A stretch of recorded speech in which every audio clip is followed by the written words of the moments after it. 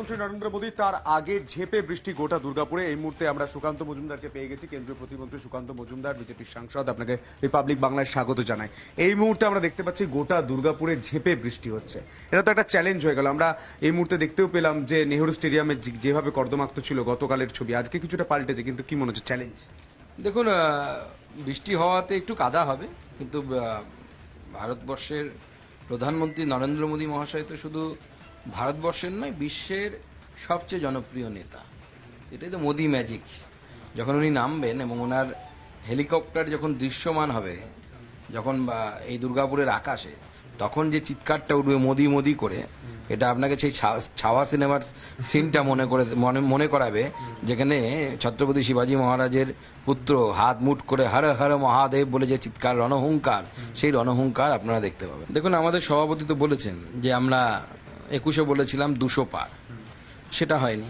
তাই এবার 26-এ পগার পার হবে। 26-এ তৃণমূল কংগ্রেসের বিসর্জন হবে। বাংলার মানুষ বুঝে গেছে যে যদি মমতা বন্দ্যোপাধ্যায় আগামী দিনে থাকেন, তাহলে এরপরে পাড়ায় পাড়ায় হরগোবিন্দ দাস, চন্দন দাসের মতো কোপানো দেহ, যা মৃতদেহতে পরিণত হয়েছে কোপানোর ফলে, এরকম বাঙালি হিন্দুদের দেহ পাড়ায় পাড়ায় পড়ে থাকবে, কলকাতার ওয়ার্ডে ওয়ার্ডে পড়ে থাকবে। এবং গেট ক্যালকাটা কিলিংসের মতো লম্বা গেট ক্যালকাটা কিলিংস এবং গেট ওয়েস্ট বেঙ্গল কিলিংস শুরু হয়ে যাবে। দেখুন, তৃণমূলের হাতে প্রশাসন আছে। আমরা তো বলছি ব্যারাকপুরেই দেখা হবে। ব্যারাকপুরে হ্যালো স্যারকেও চ্যালেঞ্জ করছি, দম থাকলে পুলিশকে সরিয়ে দিন, দেখি কত বড় বাপের বেটা তৃণমূল কংগ্রেসে আছে, কত গুন্ডা আছে, দেখে নেব। পিঠের ছাল তুলে নেবে জনগণ, আমাদের কিছু করতে হবে না।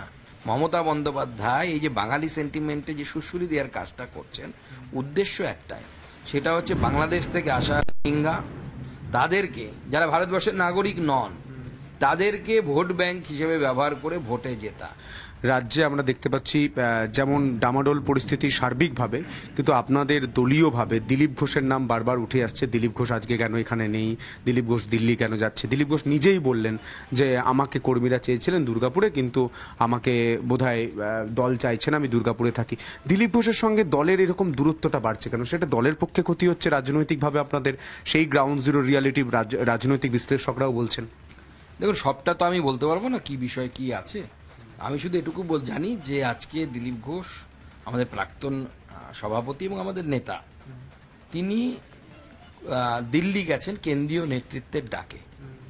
তো স্বাভাবিকভাবে কেন্দ্রীয় নেতৃত্বের তো আগে থেকে জানা ছিল যে ওনাকে ডাকা হবে। আমরা তো জানতাম না, উনিও জানতেন না। সেই জন্য হয়তো আগে থেকে, এটা আমার অ্যাজাম্পশন, যে আগে থেকে ওনাকে এখানে আগেই ফ্রি করে দেওয়া হয়েছিল।